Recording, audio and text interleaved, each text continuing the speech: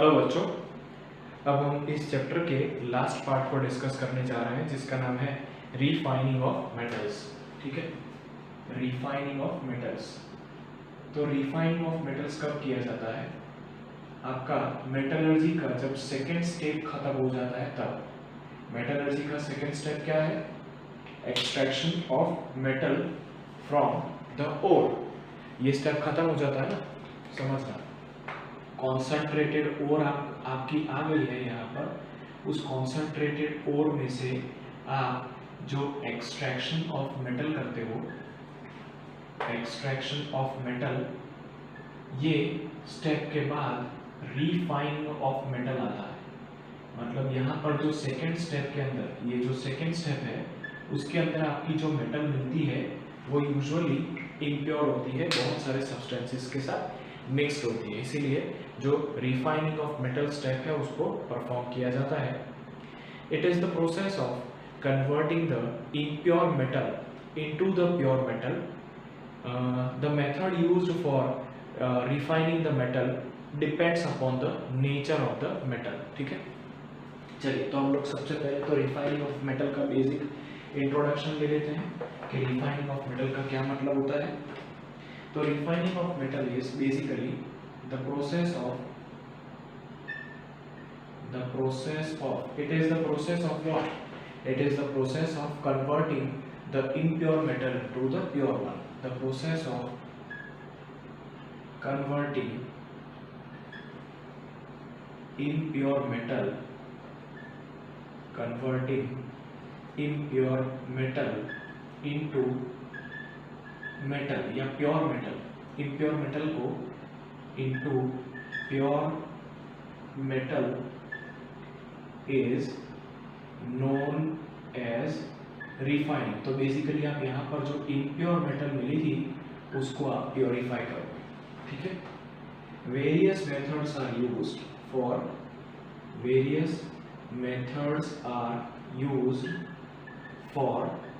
refining of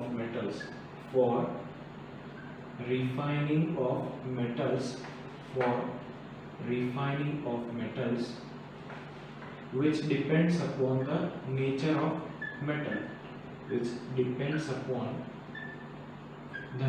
of metal, ये nature of metal के ऊपर डिपेंड करता है। which depends upon the nature of metal, ये मेटल के नेचर के ऊपर डिपेंड करता है। तो जो पहली मेथड हम लोग पढ़ने जा रहे हैं उसका नाम है आपका डिस्टिलेशन। देखो बच्चों, डिस्टिलेशन मेथड जो है वो आपके लिए न्यू नहीं है।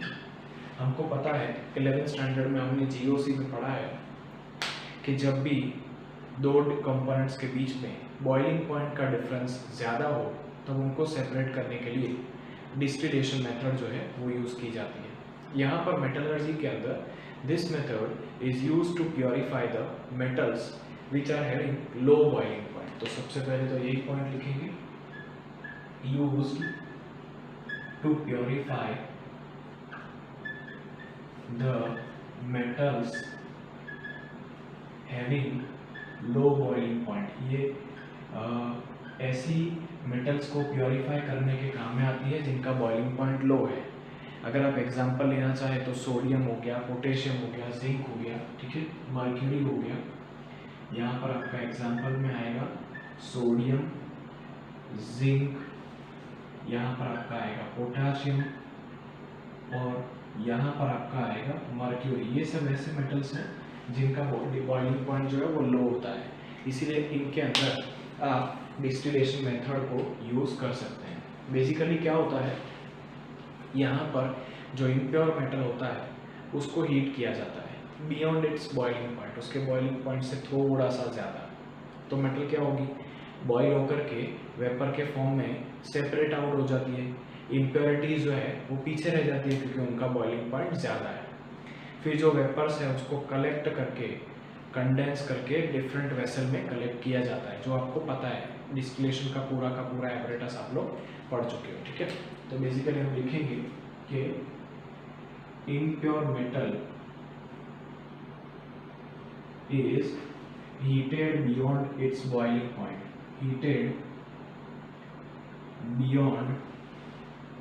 its boiling point and hence it vaporizes, वो वेपराइज हो जाता है।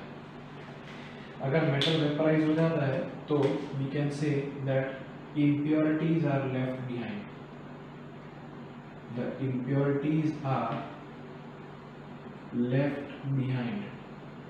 ठीक है, impurities पीछे रह जाती है and pure metal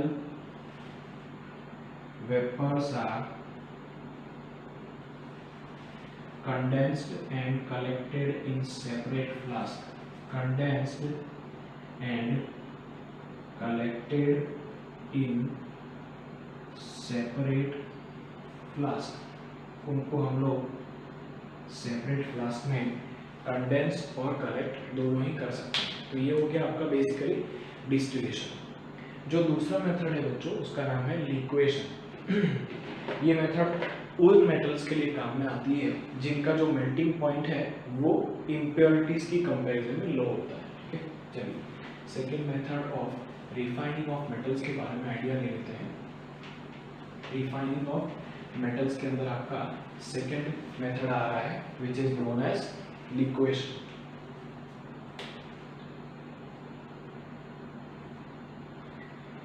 लिक्वेशन, तो लिक्वेशन के अंदर बेसिकली हम लोग लिखेंगे कि method is useful, method is useful when the melting point of metal is lower than impurities. impurities की कंपैरिजन में मेटल का मेल्टिंग पॉइंट लो हो तब हम इस मेथड को यूज कर सकते हैं। जैसे एल्यूमिनियम है, टिन है, उनको इस मेथड की मदद से आप अलग कर सकते हो। एल्यूमिनियम है, टिन है, उन मेटल्स को आप इस मेथड के मदद से अलग कर सकते हो। तो देखो इस मेथड के अंदर बेसिकली क्या किया जाता है, मेटल को एक इंक्लाइंड सरफेस के ऊपर हीट किया जाता है। मैं अभी उसका फिगर ड्रॉ कर देता हूँ। यहाँ पर समझिए, यहाँ पर आपका इस तरीके से एक सरफेस होता है। ठीक है, बुक के अंदर इसकी फिगर नहीं दी गई है। तो यहाँ पर आपके पास इस तरीके का एक इंक्लाइंड सरफेस होता है। इसको थोड़ा सा ऊपर करते हैं। ये आपका इंक्लाइंड सरफेस है। इंक्लाइंड सरफेस के इस पार्ट के ऊपर आपका कलेक्टिंग फ्लास्क होता है। ठीक है, यहाँ पर आपका कलेक्शन फ्लास्क होता है। कलेक्शन फ्लास्क के अंदर आपका जो मेटल का प्योर फॉर्म है वो कलेक्ट होता रहता है। ठीक है, ये आपका कलेक्टिंग फ्लास्क है, कलेक्टिंग फ्लास्क। अब यहाँ से हम इम्प्योर मेटल को इंट्रोड्यूस करते हैं। यहाँ से आपका इम्प्योर मेटल जो है वो इंट्रोड्यूस होता है। अब इम्प्योर मेटल एक बार इंट्रोड्यूस हो जाए फिर यहाँ पर आपका हीटिंग मीडियम होता है। तो हीटिंग मीडियम होने की वजह से क्या होगा, यहाँ से जो मेटल है वो यहाँ पर मेल्ट होकर के इधर कलेक्टिंग फ्लास्क में कलेक्ट होती रहती है। याद रखो यहाँ पर सिर्फ और सिर्फ लिक्विड मेटल ही यहाँ पर कलेक्ट हो सकती है क्योंकि यहाँ पर ओपनिंग बहुत ही ज़्यादा नैरो होती है। सॉलिड का आगे जाने का कोई क्वेश्चन नहीं होता है। बेसिकली ये रिवर्बरेटरी फर्नेस ही होती है। ठीक है, यहाँ पर खाली फर्क इतना है कि जो सरफेस है वो थोड़ा सा स्लैंटिंग होता है, थोड़ा सा ढलान वाला होता है। तो मेटल जिसका मेल्टिंग पॉइंट लो है इम्प्योरिटीज की कंपैरिजन में, वो यहाँ पर इंक्लाइंड सरफेस के ऊपर मेल्ट डाउन होकर के यहाँ पर मेल्ट डाउन होती है सबसे पहले, फिर फ्लो डाउन होकर के इधर कलेक्टिंग फ्लास्क में कलेक्ट हो जाती है। जो इम्प्योरिटीज है वो आपकी लेफ्ट बिहाइंड होती है। ठीक है, तो वापस से समझ लो, in this method the impure metal is introduced on the slanting surface which contains the heating medium. The metal gets converted into the liquid form, yet it gets converted into the molten state and flows down, gets collected in the collecting flask. The impurities are left behind. ठीक है, इसको आप आसानी से लिख सकते हो, इसके अंदर मैं नहीं जा रहा हूँ। मैं थर्ड मेथड की यहाँ पर डिस्कशन करने वाला हूँ। हम लोगों ने रिफाइनिंग ऑफ मेटल के 2 स्टेप्स को कंप्लीट कर लिया है। The first is distillation and the second is liquation. अब हम लोग इलेक्ट्रोलाइटिक रिफाइनिंग के बारे में बात करने वाले हैं। इलेक्ट्रोलाइटिक रिफाइनिंग जो है वो बहुत ही इंपॉर्टेंट प्रोसेस है। सबसे पहले इसका हम लोग फिगर ड्रॉ कर लेते हैं, उसके बाद मेथड की डिस्कशन करते हैं। यहाँ पर आपको जो वर्किंग है वो मैंने अभी आपको एक्सप्लेनेशन दिया है, उस बेसिस पे लिख देना है। तो अब हमें बात करना है इलेक्ट्रोलाइटिक रिफाइनिंग।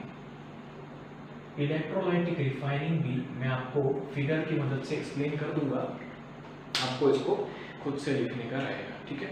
तो इसके अंदर हम क्या करते हैं, सबसे पहले तो यहाँ पर इलेक्ट्रोलाइटिक रिफाइनिंग मतलब आपको समझ में तो आ ही गया होगा कि यहाँ पर इलेक्ट्रोलाइटिक सेल होगा। इस इलेक्ट्रोलाइटिक सेल में हम लोग एनोड और कैथोड को रखते हैं। यहाँ पर इस तरीके से एनोड और कैथोड को रखा जाता है, ठीक है। ये आपका इम्प्योर मेटल का ही एनोड होता है, ठीक है। चलिए समझना चीजों को। इसको हम लोग उसी मेटल के किसी सॉल्युबल सॉल्ट में डिप करते हैं।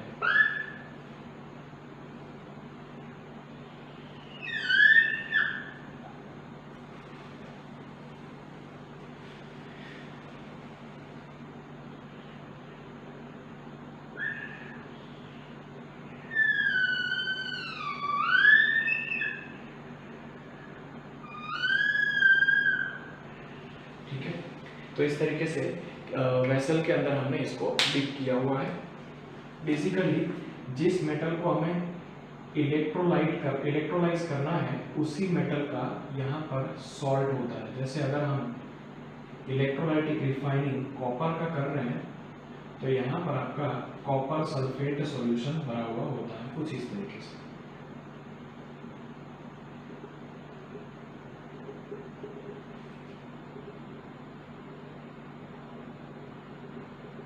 बच्चों हम लोग इलेक्ट्रोलाइटिक रिफाइनिंग पढ़ रहे हैं।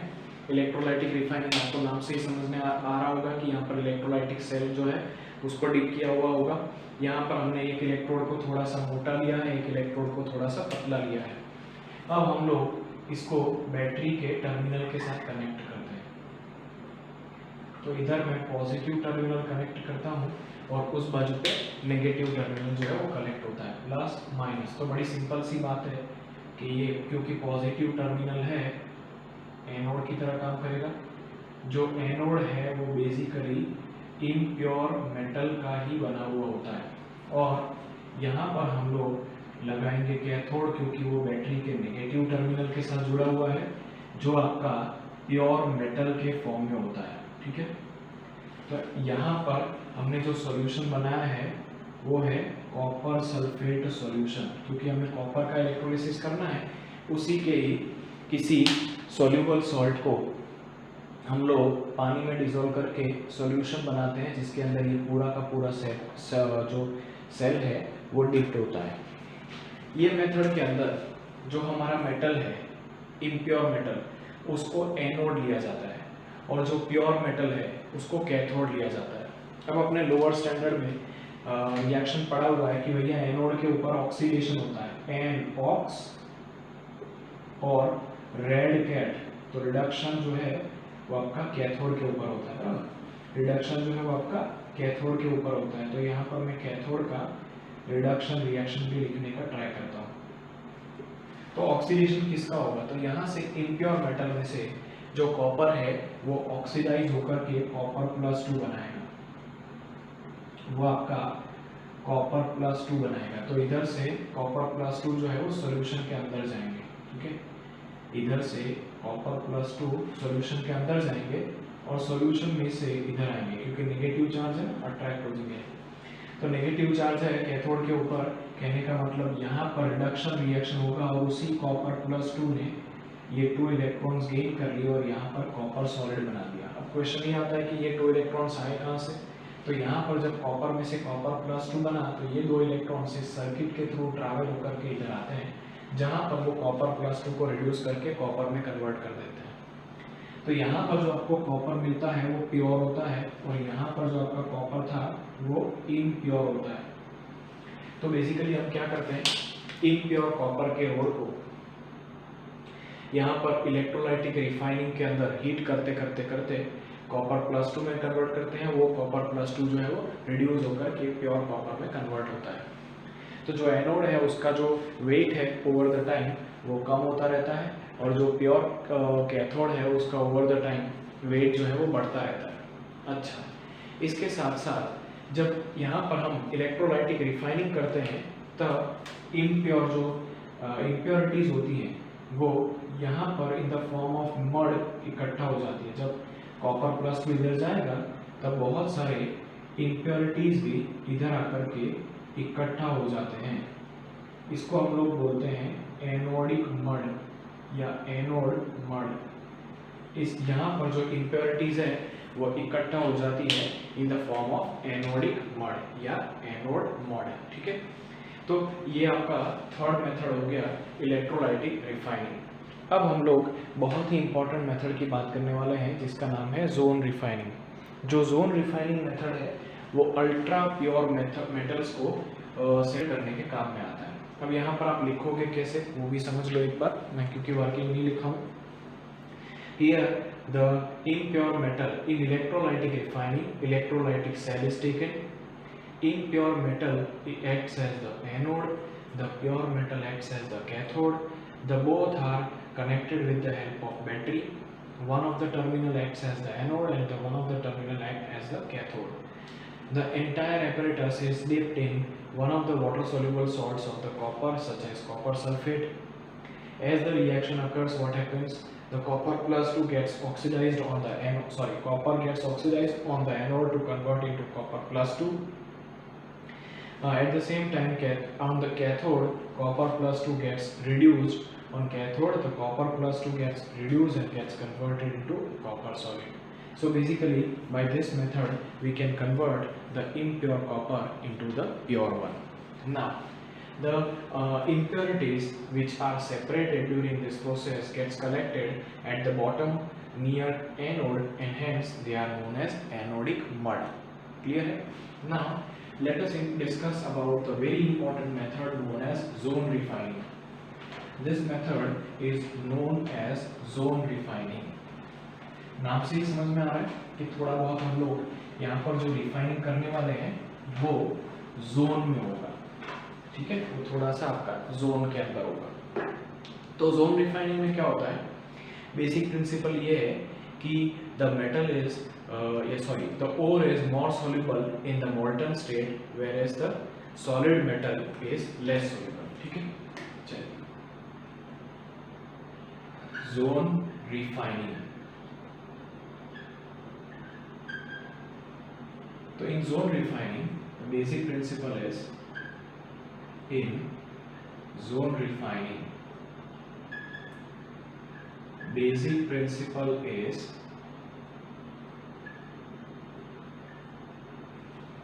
that the impurities are more soluble in molten state than metal। तो बेसिकली यहाँ पर आपको क्रिस्टलाइजेशन याद आना चाहिए। बच्चों, क्रिस्टलाइजेशन को याद करो। क्रिस्टलाइजेशन के अंदर क्या होता है, कुछ सब्सटेंसेस जो है वो वाटर के अंदर या किसी भी सॉल्वेंट के अंदर गिवन टेम्परेचर या रूम टेम्परेचर के ऊपर कम सॉल्युबल है, बट वो हायर टेम्परेचर के ऊपर सॉल्युबल है। अगर उनका टेम्परेचर बढ़ाते हैं तो सॉल्युबिलिटी का उनकी जो है वो बढ़ जाती है। तो सपोज करो कि आपने किसी ऐसे सब्सटेंस को चूज़ किया या ऐसे मेटल को चूज़ किया है जिसका रूम टेम्परेचर के ऊपर सॉल्युबिलिटी बहुत कम है, फिर आप उसको गर्म कर रहे हो तो सॉल्युबिलिटी उसका बढ़ जाएगा। फिर आप उसको जब वापस ठंडा करोगे तो जो अमाउंट सॉल्युबल हुआ था वो धीरे धीरे वापस आने लगता है in the form of solid solute. इस प्रोसेस को आप क्रिस्टलाइजेशन बोलते हो। आपने 11th स्टैंडर्ड के अंदर कॉपर सल्फेट के क्रिस्टल्स को ज़रूर से बनाया होगा। ठीक है, तो यहाँ पर हम बेसिकली उसी मेथड का यूज़ करते हैं क्रिस्टलाइजेशन का। तो बेसिक प्रिंसिपल ये है कि जो इम्प्योरिटीज़ हैं they are more soluble in the molten state and the metal is less soluble in molten state. So what we will be doing, let us understand with the help of figure. Here we have got the impure rod of the metal, rod of impure metal. तो यहाँ पर हमारे पास impure metal का rod है, ठीक है। ये जो metal का rod है हमारे पास वो impure है, ठीक है। वो जो rod है वो इम्प्योर मेटल का रॉड है। इस इम्प्योर मेटल के रॉड के ऊपर यहाँ पर हम इस तरीके से एक सर्कुलर फर्नेस को लगाते हैं, ठीक है। ये हीटिंग मूवेबल फर्नेस है, ठीक है। मूवेबल हीटिंग फर्नेस है, heating furnace.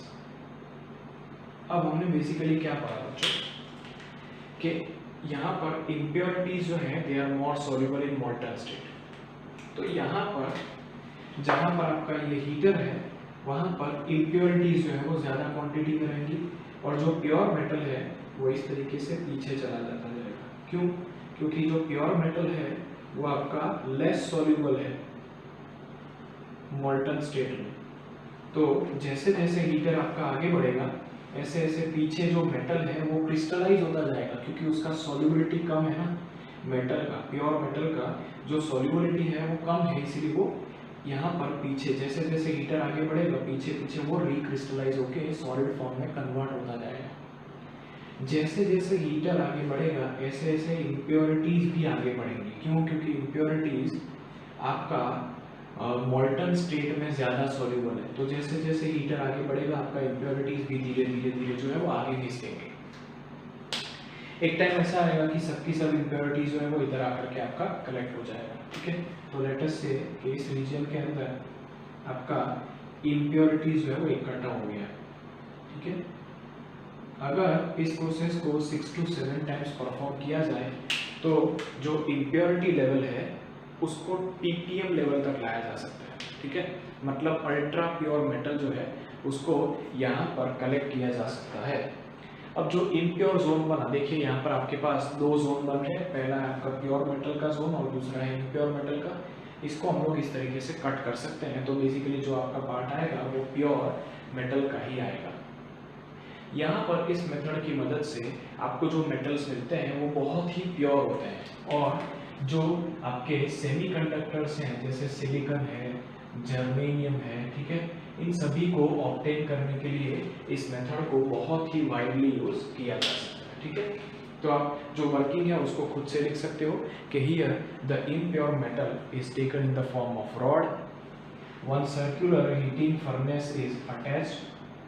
The method is based on the basic principle that impurities are more soluble in molten state.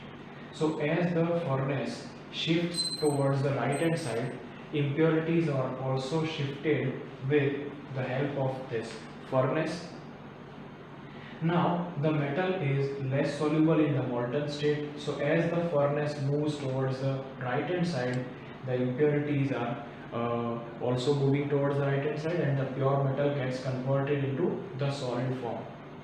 In this way, if the process is if the process is repeated 6 to 7 times, the impurity level can be brought to ppm and hence the ultra pure metal can be obtained with the help of this method. अब हम लोग बहुत ही ज़्यादा interesting method पढ़ने वाले हैं जिसका नाम है vapour phase refining. But vapour phase refining जो है उसको हम लोग नेक्स्ट लेक्चर में डिस्कस करेंगे, क्योंकि वेपर फेज रिफाइनिंग और डिस्टिलेशन कॉलम क्रोमेटोग्राफी को मैं साथ साथ में चलाना चाहता हूँ। चलिए नोट कर लीजिए।